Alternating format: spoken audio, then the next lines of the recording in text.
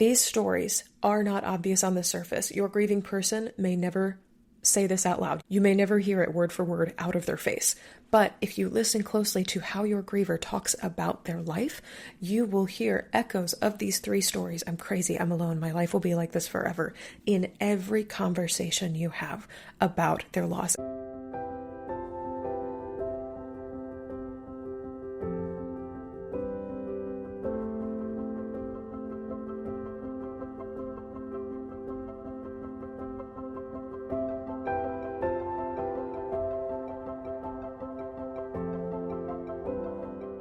Hi there, Grief Growers, and welcome back to another episode of Grief Grower. I am so thrilled to be here with you today, as always. If you have been growing alongside me in my work for a while, welcome back. And if you are new to me and my work, hello. My name is Shelby Forsythia. I am a grief coach, two-time, very soon to be three-time author, and the founder of Life After Loss Academy, which is an online course and community that has helped dozens of grieving people stop feeling stuck, heartbroken, and alone, and start building lives that they love from the lives that loss forced them to live. On this podcast and across all the work that I do, we talk about not only death-related loss, but also the other major losses that change our lives: divorce, breakup, diagnosis, estrangement, pet loss, miscarriage, everything else included under that big capital and little L loss umbrella. And we also believe that grief is not a thing to get over. It is something that we grow with and alongside for the rest of our lives, and that when we stop treating grief like a problem to be solved, and instead more like an invitation to live more deeply with ourselves and the people around us, we can create more meaningful lives that are rich with the memories that we carry and the struggles that we faced, and the preciousness of what it is to be alive and to be here right now. Before we get into today's episode, which is all about supporting someone grieving, we are supporting someone more and more as the months go on, as the release of my book, Of Course I'm Here Right Now, begins to happen. Yes, I do have a physical copy with me. I want to make two event announcements. We are just on the heels of the Grieftastic Book Fair, which is happening this year in LA at the Lux Hotel in Los Angeles on Friday, November 21st. My second book, Your Grief Your Way, has been chosen to be part of the Grieftastic Book Fair, and I will be hosting a panel in the afternoon where I'm interviewing a few of my fellow grief authors. If you like grief books, if you enjoy reading about loss and putting words to grief, this is the event for you. They call it, just like your high school book fair, like the Scholastic Book Fair, only sadder, which is why it is the Grieftastic Book Fair. You can join me and more than 40 grief authors live in Los Angeles, again on Friday, November 21st, for a gathering that is devoted to grief literacy, finding words to talk about loss, and connecting with other people who enjoy these things as much as you do. There is a brunch that happens in the first part of the day, and then a book fair that happens along with panels and conversations for the rest of the afternoon, and everybody goes home with a tote bag that is lovingly called, my favorite thing ever, a sad sack. So if you would like to come to the Grieftastic Book Fair, I know that tickets are almost sold out. You can visit shelbyforsythia.com/events to save your seat, and I would love to meet you in person. I know so much of the work I do happens on computer, and it is so fun to meet up with you in real life. Speaking of meeting up in real life, I will also be in Ohio at the beginning of December for a workshop called Staying Connected to Someone You Love Who Has Died with Good Grief of Northwestern Ohio. This is happening in Toledo on Thursday, December 4th from 6 to 7:30 at the Glass City Pavilion. And if you are grieving somebody you love during the holidays, if you're a parent, a caregiver, a runner of a family in any capacity, or you're just looking for more ways to remember somebody you love through the holidays and have practices to honor them beyond the holidays, I encourage you to come join me at this workshop. It is all about how to use your five senses to honor and commemorate somebody you love, and to use those five senses sort of as miniature doorways into traditions you can start or continue from a loved one, memories that you can make with family, ways that you can ask people in your life who've said, let me know if there's anything I can do to help and support you, and to also sort of weave memories of your person into the holidays so it feels like they're not forgotten as the season goes on. So when you come, you will learn how to, again, use your five senses to call forward memories of loved ones, how to involve kids, teens, family members in creating positive grief-related traditions that can happen year after year, what to do if painful memories of a loved one overshadow maybe some more of your happy ones, and how to tailor holiday traditions based on your energy levels, like whether it's a low energy year and you're staying at home, or it's a high energy year and you have to travel across multiple families, perhaps multiple states, or countries. And again, that's happening in Toledo, Ohio on Thursday, December 4th. And you can find tickets once again at shelbyforsythia.com/events. And I would be so honored to see you there. Okay, for today's episode, we are continuing the Supporting Someone series in honor of my third book. Of course, I'm Here Right Now's debut into the world in March of next year. So once a month, I am doing some sort of podcast episode on how to support someone who is grieving. And this is sort of like an educational episode, and really for the first time I'm unveiling the crux of my book. This is the core messaging and storytelling behind the book, Of Course I'm Here Right Now. It is the 3 painful beliefs that grieving people carry and how you can support them through loss. And this is something that's sprung up from many, many years of coaching grieving people one-on-one, of witnessing their stories and experiences inside Life After Loss Academy, and also just reflecting back on the stories that I told myself in the wake of my mother's death in 2013, and a little bit again after my best friend's death in 2022. And the reason I want to share this with you today is you are probably supporting somebody who is grieving through the holidays, and I want you to be able to have tools and scripts and language and words to do just that without toxic positivity or just get over it, which I know you're not that kind of person because you're listening to this show, but a lot of other people are, or just saying nothing at all. I think a lot of people are afraid to say the wrong thing, and so they say nothing at all. And so I want to continue this Supporting Someone series in the lead up to this book to really equip you with language to say to grieving people in your life who are suffering in some way. And I want to kind of kick off with talking about, like, grief is never just about the thing that happened. It's never about the moment of the loss. It is more about, or continues to be more about, what we believe about that loss and what that means for our lives. So if you are in the wake of a devastating loss, again, a death, divorce, diagnosis, we call them the 3 Ds, or any other major life transition or event, grieving people, the people in your midst, or you, if you're the grieving person listening to this podcast, you're not only navigating emotional pain, you are also confronting a series of internal stories about the loss and what it means for the rest of your life. And those stories, I often call it the record player in the back of your head, can be relentless. And if you are a person who is grieving or someone who is supporting somebody grieving, often grievers or supporters as well, if you're wanting to support somebody who's grieving right now, whether they are a friend, a partner, a client, family member, understanding those stories, what your griever has on loop, on repeat inside of their brain, what they believe about themselves, their pain, their future, can radically shift how you show up for them and the language that you use in those moments. Because beneath every heavy silence or every tearful confession about grief or angry rant about why did it have to be this way, or a blanket mass statement of I'm fine, there is something deeper, and it is whatever story your grieving friend, your grieving person is telling themselves about what this loss has done to them and who they are now because of it. And through the last 9 years of coaching grieving people through Life After Loss, I have discovered 3 distinct stories that almost every single grieving person tells themselves in Life After Loss. And most grieving people are telling themselves 1 for sure, and maybe 2 or all 3. And the 3 stories are, again, these are featured, and of course I'm here right now. I'm crazy, I'm alone, and it's going to be like this forever. My life is going to be like this forever.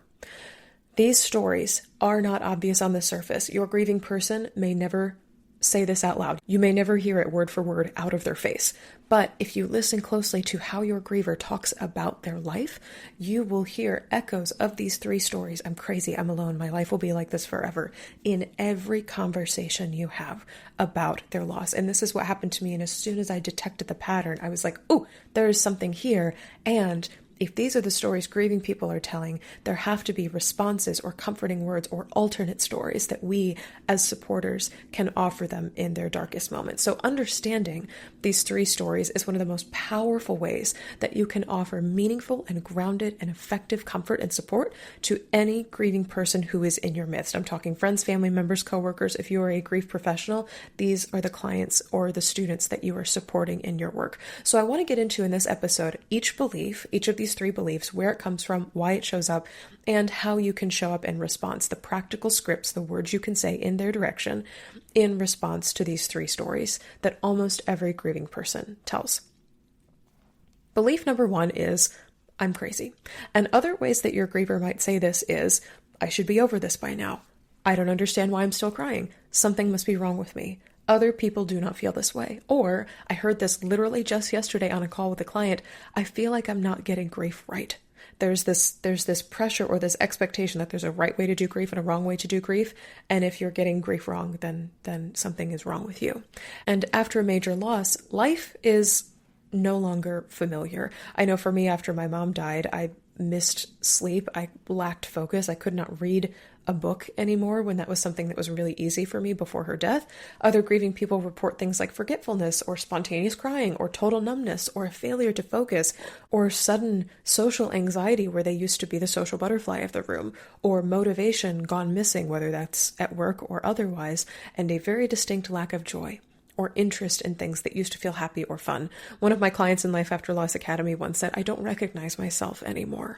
And many grieving people say at some point, or they start to wonder, what is wrong with me?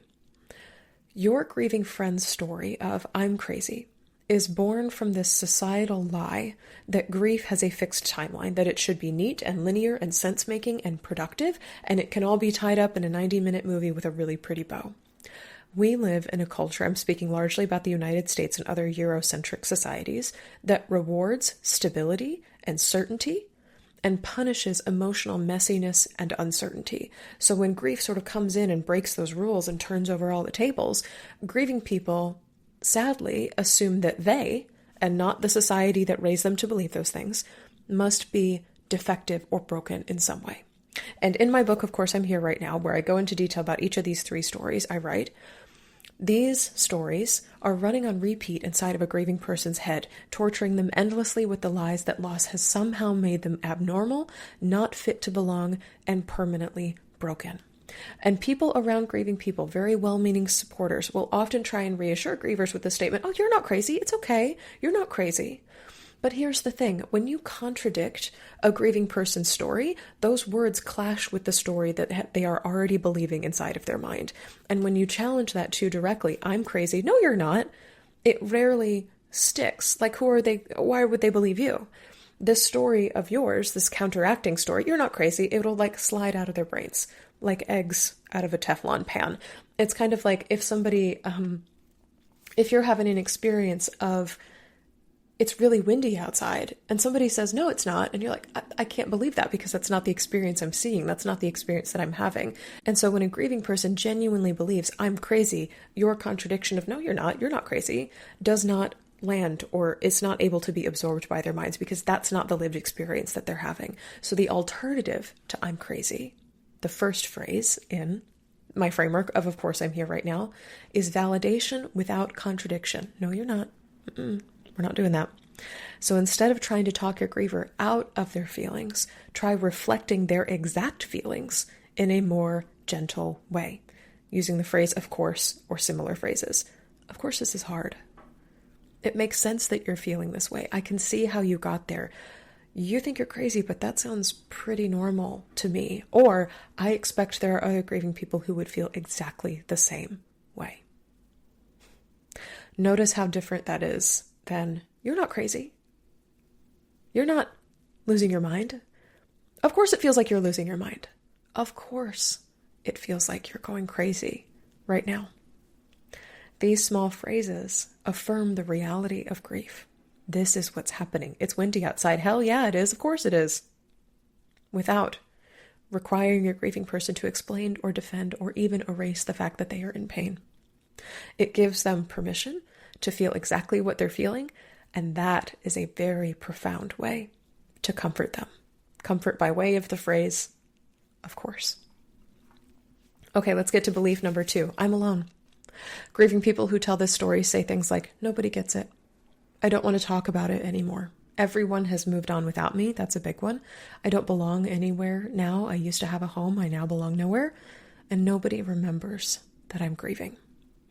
Your grieving friend's story of I'm alone is constructed from tons and tons of tiny interactions, things like forgotten grief anniversaries, or someone changing the subject as soon as they bring up their loss, or being told that they need to just get over it. And that reinforces the narrative that they, your grieving person, needs to deal with their loss alone. And in Of Course I'm Here Right Now, I describe these moments as micro traumas. Quote, teeny tiny emotional wounds add up. Subtly hurtful experiences accumulate over time and can eventually change the way we see ourselves as humans, measure how safe we are in the world, and connect to our sense of well-being. And on top of that, being met with things that are toxically positive, toxic positivity statements like, at least he's in a better place, or shallow distractions like, you just need to get out of the house. These things reinforce the idea that no one really gets your grief or the truth of their experience, and it teaches your grieving person to pull back from human social interactions, or to stay quiet, or to not talk about their loss anymore in order to self-protect. When my mom died in 2013, I absolutely told myself the story, I'm alone, because people around me said things like, be grateful you got 21 years with her, and you can't grieve forever. And I registered the story of, nobody really gets my grief. I really am alone in this. And I write, and of course I'm here right now. I was convinced that I would feel precisely this way forever and ever for the rest of all time. Amen. Yeah, I really wrote that in the book. I could see no way out, and there seemed to be no one who understood me in my grief. When you try to fix or cheer up or reframe your griever's grief, you risk pushing them further into isolation. But when you simply stay by their side in the awfulness of loss, you interrupt the story of I'm alone with the story of I'm here. And this could sound like any one of these statements. Offer them to your grieving friend. I haven't forgotten that you're grieving, and then insert loss here. So I haven't forgotten that you're grieving your mom. Or I haven't forgotten that you're enduring a cancer diagnosis right now or treatment. I haven't forgotten that you're mourning your marriage as the holidays approach. Make it very specific to their loss. You could say something like, you have lost so much. You will not lose me. Or, I'll keep checking in with you. No need to reply. And then follow up. Keep checking in. Schedule it in your calendar. Whatever you need to do to keep checking in, whether it's once a week, once a month, any frequency that works for you and the person who is grieving. These phrases, even if they seem like nothing to you or seem very, very small to you, are a gift to grievers who feel alone because they are reminders that someone else in their orbit, you, gives a shit about the fact that they're grieving. They do not erase the darkness of loss because you do not have that power. I do not have that power, but they do offer someone holding a second light inside of it. Your griever has their own tiny light in the darkness that is flickering and dangerously low. But for you to step alongside them and say like, hey, I see that you're grieving too. I haven't forgotten that. Or you will not lose me. Or I'm going to keep checking on you. And when you're supporting somebody who's grieving, that tiny second glowing presence inside of the darkness is evidence to your grieving person, I do not have to go this alone. It is a way of rewriting the story of, I'm alone. No, you're not. No. You can't contradict a grieving person's story that way. They will not believe you. But to say, I have not forgotten about you. You will not lose me. I care so much about you. I'll keep checking in. No need to reply. That is evidence. That is the secondary light in the darkness to a grieving friend. And lastly, belief number 3, my life will be like this forever, or simply it will be like this forever. This can sound like, from a grieving friend, I'll never be happy again. This is just how life is now. I don't have a purpose anymore. I feel stuck, or what's the point of anything? And when grief storms through, I'm sure a lot of you resonate with this story, the future vanishes, or joy feels unattainable, or hope feels like something that died, that you held a funeral for, along with your loss, and the life that your grieving friend was building collapsed and fell apart, and all that they are left sitting in is the wreckage of what used to be. And of course, I'm here right now, I describe it like this. It's a picture that I often see in my mind's eye when I'm working with students in Life After Loss Academy or one-on-one. Quote, in my mind's eye, I picture a person whose gentle gold cords of connection to others have been severed, trailing in shreds and fragments around their body. The future looks grim, support has become difficult or impossible to access, and what was once solid is now just clouds of dust. Your griever's story of my life will be like this forever is often born out of a place of overwhelm or exhaustion, or the very true reality that some losses like death really are forever. It may very well be like this forever. But again, when supporters rush to contradict this pain, saying things like, you'll find happiness again, don't worry, you're so attractive, you'll find another partner, time heals all wounds, it does not bring comfort to grieving people. It brings them, serves them on a silver platter, big, blatant disconnection. It feels very hollow and trite, like you are offering or serving positivity for dinner without noticing that your griever is already stuffed full of pain. And this is because grieving people are not living in later or hope for the future or being able to see down the road. They are living in right the hell now. And this is why the most healing thing you can say to a grieving person is right now. Consider, as you offer statements or comfort to your grieving friend, grounding yourself and them in the reality that this is one of the most painful moments of their life out of many of life's moments, by saying something like, yes, right now, this absolutely hurts. Or in this season, I know it feels like you'll never be happy again. Or I can see how this feels like way too much right now. These phrases don't necessarily agree with your griever's despair. They don't endorse hopelessness. What they do is they frame it through this soft sort of lens of temporariness. This is not all there is, without saying this is not all there is. And also while acknowledging what's really happening in this moment. Right now, I can see how you can't see a way out. I can see how you got there right now. It is contextualizing where they are today without demanding that they paint over everything with a bright pink coat of toxic positivity. I want to end this show today by talking about why understanding these 3 beliefs matters. Grieving people are not always aware that these are the stories that they're telling themselves. If somebody asked me after my mom's death, what stories are you telling yourself in your head? I don't know that this is what I would have offered you. But these 3 stories shape everything about how a griever talks about their loss, how they relate to other people, and how they make meaning of their pain.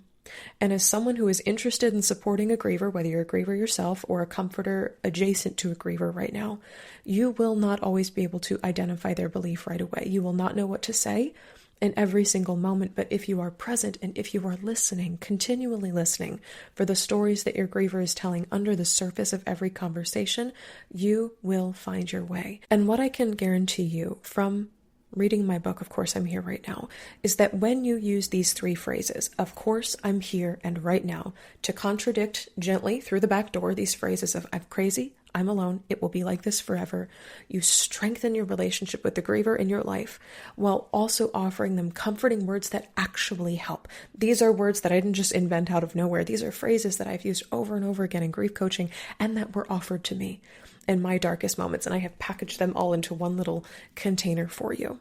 You are not giving grieving people platitudes or toxic positivity or sympathy card cliches, but real, honest language that sees them and honors their grief and helps them feel heard and reminds them ultimately that they are not alone in their grief. And in the book I write, that's the paradox of comforting someone in grief. It's the more you try and lift them out of their pain, the more likely you are to make them feel misunderstood, unheard, or alone. Grievers do not need you to counteract their reality. I'm crazy. No, you're not. I'm alone. No, you're not. It's going to be like this forever. No, it's not. They do not need that. They need you to witness it. And in witnessing your grieving friend's reality, you offer them something that is so much better than a sympathy card platitude. You offer them your heart alongside theirs, a companionship, a witnessing, a coming alongside through every single one of life's hardships and struggles. And by doing that, and I get chills talking about this, y'all, your relationship with a grieving person is strengthened, your friendship endures, and they get to feel like, and you get to feel like it is possible to survive the hard things that life throws at us.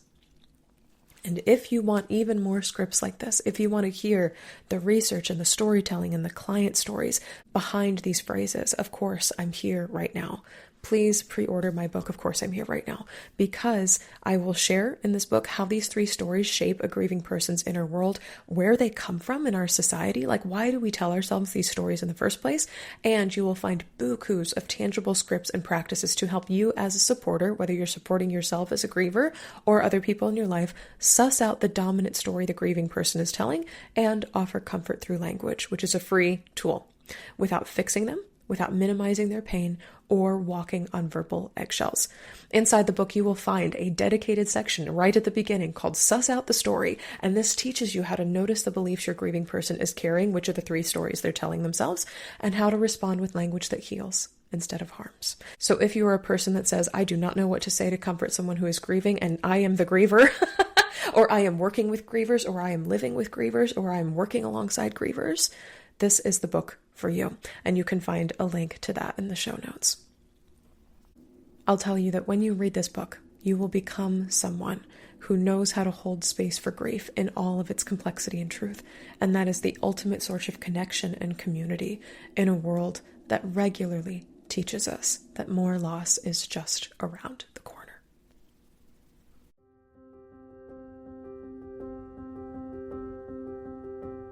That's all for this episode of Grief Grower. Thank you so very much for joining me today. If you're looking for grief support beyond this show, you can find free workshops, blog articles, and my signature What's Your Grief Support Style quiz at shelbyforsythia.com/links.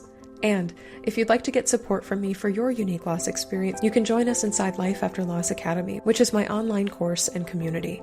As a student, I'll walk you through my 5-step grief framework, GRIEF, for rebuilding after loss, and you can get live coaching from me every single week to answer your questions. Replays are always available if you can't attend live. It's just $33 a month to join, or $22 a month if you're a marginalized or financially stressed griever, and you can cancel at any time. If this podcast felt validating, comforting, educational, or otherwise helpful to you as you support someone in grief, please subscribe and leave a review on Apple Podcasts or Spotify, and be sure to share Grief Grower with a friend, because you never know what someone you love is going through. Grief Grower is hosted by me, Shelby Forsythia, with music by Addie Goldstein. Until next time, Grief Growers, I see you. I am so freaking proud of you and the work that you're doing in the world. And I love you. Because even through grief, we are growing.